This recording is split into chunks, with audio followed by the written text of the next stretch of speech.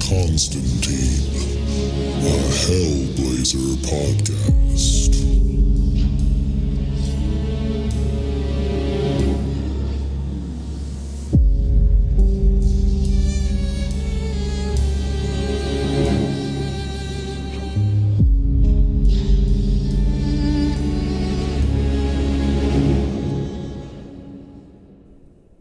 Hey everybody, just wanted to let you know before we get into it, my co-host of the Hell Talk podcast, Hoku, has written a horror short story collection called My Dreadful Dreams, 13 Tales of Terror. And it is out right now, and you can get it on Amazon physically and digitally. And if you want to listen to it, I did the audiobook, and that is available on Audio, Spotify, Nook, Google Play, and the list is growing. So if you like my voice and you're interested in that, definitely go check that out. I'll leave the links in the description. All right, enough of that self-promo. Let's get into it. Hey there, everybody, and welcome back to John Constantine, a Hellblazer podcast. And today we're reading Hellblazer number 98. And boy, I can't believe that we're almost a third of the way through this whole series. And man, it's been a blast. I hope you guys are enjoying it as much as I am. It's been great rereading all these different arcs. And I can't wait to get into some of the stuff I haven't read, because I have not read every issue in this 300-issue volume. And I believe we're fast approaching the last couple issues that I've read of the Paul Jenkins run. I think I only got about halfway through that, and then I just jumped to the Brian Azzarello stuff in the 140s. So I'm excited to get further into this Jenkins run, because to me it's been pretty awesome so far. I like that he's keeping continuity from a lot of the Delano and Ennis runs, but still making John Constantine his own.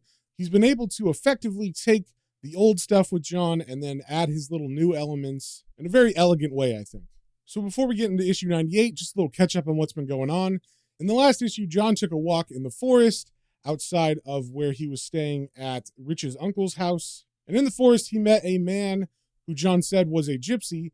And that man, who I believe was named Tom, used tarot cards to read John's fortune. And through Tom's reading of these tarot cards, we got flashes of different states of John. So we got a little bit of John's past, a bit of John's present, and also what John would come to be in the future. And this all had to do around with the previous story arc where John was able to get rid of all the bad stuff in himself and send that to hell to be tortured by the first of the fallen for all of eternity, I guess. So because he got rid of all that bad stuff, the tarot cards kind of showed us what all that bad stuff represented and what John would become now and then what John would become in the future. And in the present, it seemed like he was going to be well adjusted, but we did see that in the future, at least according to the cards, John was going to become the same guy that he was before, which was represented by the Fox card. And that is where we left off, with John thinking everything's good now, and he's going to be a different person going forward. So first things first, with issue 98, we got the cover. We see John is being dragged by a dog whose leash he's holding onto, and it's a really big German Shepherd. And John looks like he's struggling very much to keep this dog under control. And we also see on the cover that this is written by Paul Jenkins with art by Sean Phillips. And as we turn to the first page, we see that the name of this issue is Walking the Dog. And we cut to the outside of an apartment building, and we get some narration from John that says, "Day one of a weird bloody week, and the gods have been drinking again." Then we cut to the inside of the apartment building, and we see a man is knocking on John's door, and he's saying, "Come on, Constantine, shake a leg, will ya?" As John answers the door, he sees a large man standing in front of him. This guy is so tall that his forehead is above the door frame. As John answers the door, he rubs his head because, like it said, he'd been drinking, and he says, "Ugh, blimey, Straff. What's up, mate?" And Straff answers, Me mum, she's done it again." And it seems like John knows what he's talking about, so John rushes to get some clothes on, and as he's putting on his shirt and running down the stairs behind Straff, his narration says, "I should have expected this, shouldn't I? I mean, ever since I got back from Borley, I've far exceeded my comfort quota. Just because I've changed, it doesn't necessarily follow that anyone else has." So Straff and John make it out of the door, and Straff is moving way quicker than John because, of course, it's his mom. So he's already around the brick wall that goes to the back of the house, and he's saying, "John, back here." And then he almost runs into a neighbor who's carrying a bunch of groceries, and he says, "Hello, Sangeef."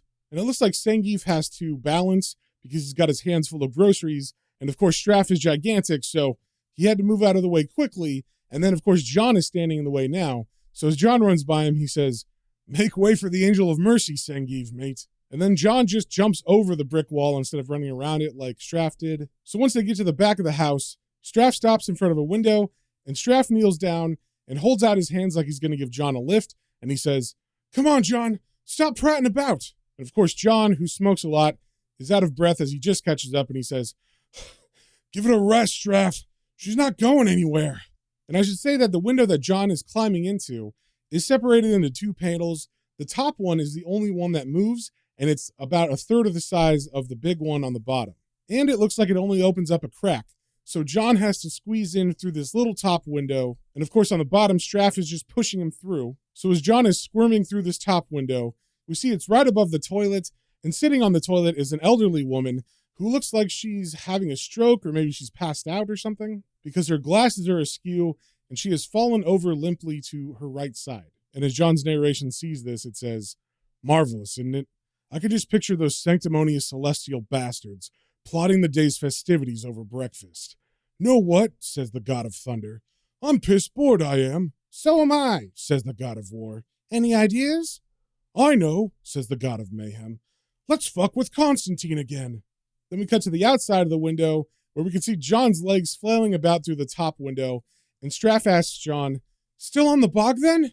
And John yells, "Where else would she be, you dopey ca?" And John's insult is cut off as he falls through the window finally, and he lands off to the right of the toilet, and he yells, "Ah, bollocks!" And as he stands up and recovers, it seems that Straff's mother begins to wake up from whatever was going on with her. And John's narration says, "Of course the old girl chooses this particular moment to wake up, which goes a long way to proving my theory about the gods, if you ask me." So as Straff's mom stands up, she says, "Oh, I feel funny." And then John goes to help her, and he says, "It's all right, Betty. It's John from upstairs. You've had another fit, love." And then John goes over to the locked restroom door, and he opens it, and Straff runs in, and John says, "Here you are, Straff. She'll live." But Straff just runs right past John, and he says, Mom, you all right?" And because Straff didn't pay attention to John as he came in, John stands in a superhero pose behind them, and then he sarcastically says, "No thanks necessary, citizen. Once more, the streets are safe for epileptics everywhere, thanks to Captain Comequick." And it doesn't seem like Straff is very appreciative of John's humor at the moment, so he turns to him and says, "Yeah, fucking hilarious." So Straff and John walk his mom back to bed, and as Straff tucks his mom back in, we see John just kind of waiting there watching, and his narration says, "After that, things go downhill in a hurry. We ply Betty with half a dozen magadoms and chuck her into the sack, but I already know this one isn't over. Not by a long chalk. The air's saturated with a horrible urgency. It's similar to the ache you feel in your plums when some copper comes marching up into your driveway unannounced." And also in her room, there are a couple of birds in a cage, and they begin to squawk and squeak very loudly, almost like there's something wrong. And John and Straff look at them, and Straff says, "What's up with them? Is the bloody cat in here?" And John replies, "I don't know, mate. Maybe they're just picking up on the mood." And then all of a sudden, a thud hits the window, and John yells out, "Shit!" And the Straff comes over to see what it was, and Straff says, "Christ, what was that?" And John replies, "Fucked if I know, Straff." And as they look at the window, they see that a pigeon ran into it and smashed into the window, and it's now dead on the windowsill outside. And John says, "Mind you, the suicidal pigeon's a dead giveaway." Then we cut to John and Straff sitting in Straff's kitchen as they drink some tea and smoke some weed. And John's narration says, "A few minutes later, and I'm trying to calm Straff down with the stash of weed he keeps under his mountain of porn mags. I'm resisting the temptation to take the piss out of him, though, in deference to his delicate condition. Robert William Strathern, a.k.a. Straff, the human brick shithouse with a heart of jelly. I've known him for years, really, but he never ceases to amaze me." Then we get a flashback of John in his younger days, and he's standing outside of a restaurant that says Fish and Chips with Straff, and also Rich is there. And there's two men fighting in front of them, and one looks to be one of their friends, and he seems to be winning this fight. And we also see that Rich is definitely wanting to join in. And John's narration says, "Years ago, me and the lads used to go out looking for fun, frolics, and football hooligans on Saturday night. We'd always end up at the same chip shop in Romford, and without fail, old Muppet would get us embroiled into some discussion about the relative merits of West Ham United. And that's what we can assume started this whole fight, is that their friend Muppet, who's the guy fighting, was talking about another football team next to some hooligans. Then we see John on the ground because he's not really a fighter, and his narration says, "Me? I displayed the pugnacity of a Trappist monk, preferring to leave the actual fisticuffs to my mates." Then we see John call out to Straff for help because it looks like one of the other hooligans is about to get a hold of him. But as he turns, he sees that Straff is running away, and John's narration says, "But I was bloody Mike Tyson compared to Straff." Then a young John yells, "Christ, he's fucking legged it!" Then John's narration says, "Inevitably, our band of conquering heroes would end up back at Muppet's Gaff, usually with 2 crates of Guinness and the shit kicked out of us."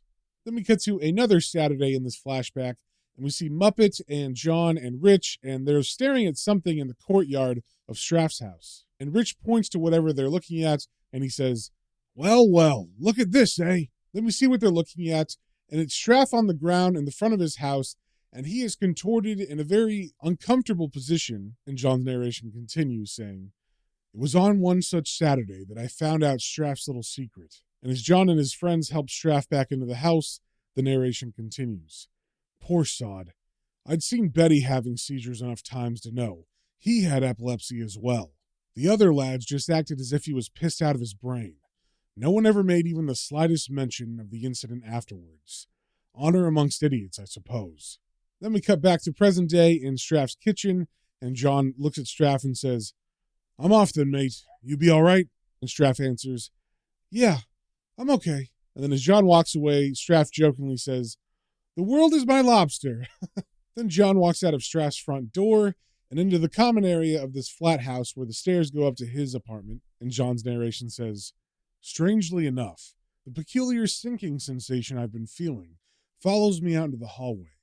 As I head upstairs for a shave, a shower, and a silk cut, I'm trying hard to put a finger on it, with no help from the sodden neighbors." And as John walks by the stairs, we see that there's a cat sitting on them, and it reaches out for some reason, and it scratches John on the face. And then John runs after it up the stairs, and he yells, "Bandit, you furry little bastard!"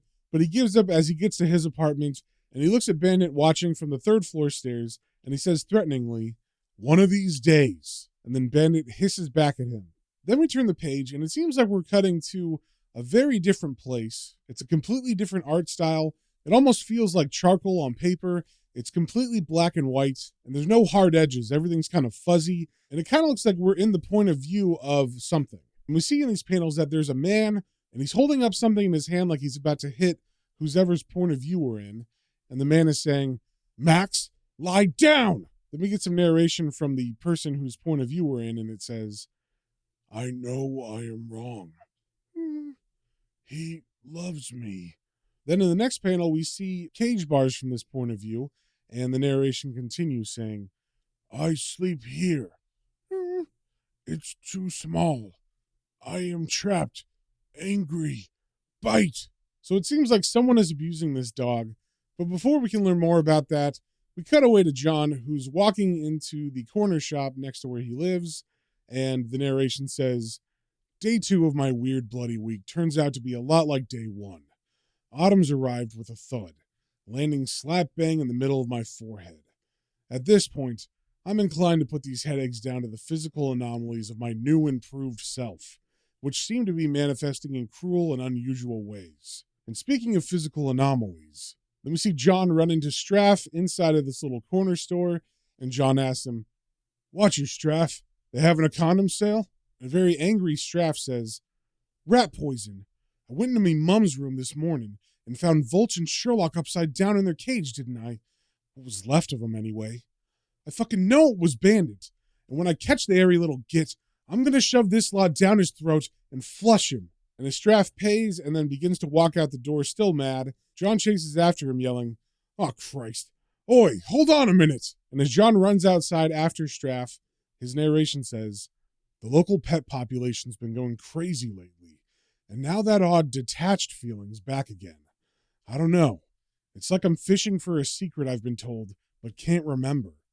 As I rush after my mate, the old mental alarm bells are going 10 to the dozen. And as John catches up with Straff in the parking lot, he puts his hand on Straff's back, and he tries to reason with him, saying, "Come on, mate. I like that bloody cat." And Straff looks at him and says, I don't care. It ain't bloody right, John. Them birds was the only company I had. Me mum spends most of her time gawking at the box and stuffing her face with biscuits. I can't tell if her epilepsy's getting worse or if she's just getting lazier. It's been going that way for a month, mate, ever since we moved in. And as Straff was saying this, we were getting a little flash of Straff playing with the birds and having a good time while his mom is just sitting in front of the TV. And as he finishes saying, since we moved in, they arrive at the apartment complex and Straff goes into his house. And once Straff says, ever since we moved in, something clicks and John says, what? And then his narration says, that detached feeling again. Ever since they moved in. And then he says out loud, bingo, Kevin Bloody Marsh.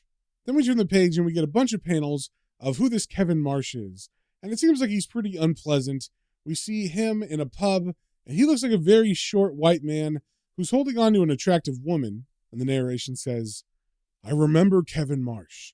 He was this sullen, psychotic little wanker who rented the flat before Betty and Straff. I'd seen him up the pub from time to time with that hairdresser from Tooting. He treated her like one of his possessions, with disdain. Then we see him looking like he's about to hit her with a pool cue, and the narration continues. You could just see Marshy's simmering resentment of tall people boiling over into their relationship. He kept the poor cow scared, but didn't hit her in case people talked. Then we see Kevin Marsh with a dog on a leash, and it looks like he's going to hit the dog with the end of the leash, and the narration continues. In the meantime, he contented himself with practicing on the huge Alsatian he kept locked up in the flat. It was an evil, vicious brute, a trophy kept only to scare others away. And since Marshy could control the animal, the little troll became a giant in his own mind. Then in the next panel, we see Marshy with a different dog, and the narration continues. Then one day, all of a sudden, he was out walking a pit bull terrier instead.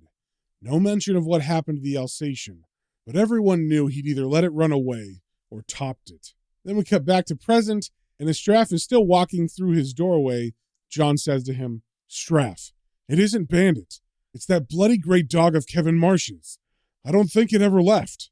Then we turn the page, and we cut back to that black and white charcoal-looking art, and we see this Kevin Marsh guy is kicking a dog into a kennel, and he's saying, get in there, you useless fucking bastard. And the narration says, he loves me very much now. His love hurts. Then we cut to the POV of what we now know is this German Shepherd that Kevin Marsh used to own. And we're seeing different people who live in the flat from his point of view, and its narration says, I am awake now and hungry. Where is he? Others are here. This is my house. My house. Go away. Go away. And in this last panel, it looked like the dog was lunging like it was about to bite someone. Then we turn the page and we cut to John's flat, and John and Rich's family are playing Scrabble together. And it looks like John isn't really enjoying himself. He seems like he's deep in thought. And his narration says, Day 3, and Straff's been looking at me sideways ever since I mentioned the dog. He's been going after the bleeding cat anyway, but hasn't even come close to the little bugger yet. I can hear the daft git prowling up and down the stairs with his rat poison, and it's really starting to piss me off. Consequently, I'm in a foul mood. My head's pounding away like a bloody Kango hammer, and my guts are doing the Aztec two-step. Thing is, I know it's just because I'm picking up the atmosphere from downstairs. Either that, or it's picking up on me. And just as John thinks that, Straff bursts through the door and yells, John! Oh, fuck! It seems like John gets kind of angry, probably because this is not the first time this has happened. And he yells at Straff saying, Straff, for Christ's sake, do me a favor and call the frickin' hospital, will you? And Straff replies, It ain't Betty. I mean, I told her what you said, John. She's only gone and got the bleeding Monsignor in, ain't she? The old fart's downstairs right now doing a bloody exorcism. Then we turn the page and we cut to John and Straff rushing into Straff's apartment, where there is in fact an exorcism going on, but it looks like it's going badly. We see the Monsignor on his knees on the ground, holding up a cross and yelling something, and Straff's mom is dropping a coffee cup because she's scared as there's a bunch of ectoplasm appearing in front of them, and it looks kind of like green smoke swirling around, and we can see that it's manifesting teeth in lots of different areas. And as John and Straff rush in, John's narration says, "Go with your gut instincts. That's often been the best policy when faced with such predicaments.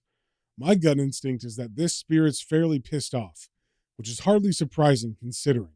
So John assesses what's going on, and he yells to Straff, "Straff, get her out of here!" Then John rushes over to the Monsignor, and we see now that it's not a cross in his hands, it's actually a vial with water in it. And John's narration says, "It's probably the site of a dog collar, with the local vicar attached to it, that's got the animal irritated. I mean, I'd be bloody annoyed." So right there, John's poking fun at the Monsignor's priest collar, calling it a dog collar. And it seems like John knows this certain priest, because as he grabs him, he yells, "Gordon Bennett!" But the priest doesn't answer him, because it seems like he's gone mad. He's just reciting a Bible verse manically, saying, "The Lord is my shepherd, I shall not want. He maketh me lie down in the green pastures." And as he says this, John grabs him by the shirt and says, "You stupid old sod, what did you do? Is that fucking holy water?" And then John snatches the vial of holy water out of the Monsignor's hand, and this snaps the Monsignor out of his little trance, and he yells to John, "The creature, it's foul, evil, an abomination in the sight of the Lord." And as John runs towards a window in the flat, he yells back, "Maybe it's just not Catholic, you daft bastard. Ever think of that?" And then John throws the holy water through the window and out of the apartment. And John's narration says, "See, angry spirits are usually less than reasonable when it comes to being booted out of their haunts. The best defense is to get rid of whatever's pissed them off in the first place. With the scent of holy water gone from the room, the dog thankfully relents. Tendrils of ectoplasm collapse inward as the spirit thinks better of it and goes off to brood for a while. And of course, the cabaret arrives just in time to miss it all." And the cabaret that John is talking about is Rich, who shows up, peeking his head in the door and says, "Evening all. What's going on here then?" And as he looks around the apartment, we see what's left of the ectoplasm disappear, and he did not see that, but he does see the whole apartment looks like it's been trashed. And he says, "Fucking wizard, Merlin. Spliff's having a sudden party." And then he walks over to John and says, "Calls for some tunes, eh, Conjob? What do you reckon?" But everybody else in the room just looks like they're in shock, and Straff is even on the floor having a seizure, and even John looks a little rattled as he shakily lights a cigarette, and he answers Rich about the music, saying, "I don't know, Rich. How about Nearer My God to Thee?" Then we get to what I think is the next night, and we see John, Muppet, and another guy who's named Lofty in front of a house, and Lofty has a sack of meat, and it looks like they're leaving a trail going from the door of the house out into the street, and it also seems like they're very drunk, because Lofty is singing a song, and we've actually heard this song before. I believe John sang it when he was drunk after Kit left him, but he's not the one singing it, it's their friend Lofty, and John yells at him, "Fucking hell, keep it down, would you?" And as John is holding a couple pieces of meat in his hands, he looks at Muppet and says, "You got the stuff then, Mupp?" And Muppet smiles and he holds out a bottle of something, and he says, "Yeah, right here. 1 pint of virgin piss, pure as the driven yellow snow. That's 5 spondoolies you owe me." And John replies, "Yeah, don't know why I bloody bother." And then John takes the bottle of piss from Muppet, and as he looks at it, his narration says, "I should never have bet against Muppet getting his hands on this stuff. He's a man with some nasty habits, and some even nastier connections. There's powerful magic in here if used correctly. Perfect for the task at hand." Then we see John putting more meat on the ground, and it looks like they trail it all the way back to Straff's flat. And the whole time that they're doing this, every time they put a piece of meat down, Muppet is dumping some urine from the bottle on it. So as this is happening, John's narration says, "I resist the temptation to ask the mad bastard where he got it from, though. Some questions are better left unanswered. Instead, I turn my attention to the ghostly fray. If this stunt doesn't work, I'm thinking at least Kevin Marsh's driveway will smell like piss. I've managed to convince Muppet and Lofty to help out, using a combination of money, booze, and some of Straff's Swedish literature as enticements. Lofty's a bit dim, so I've told them this is some kind of devil-worshipping ceremony. Muppet's, well, he's just a disgusting git, really.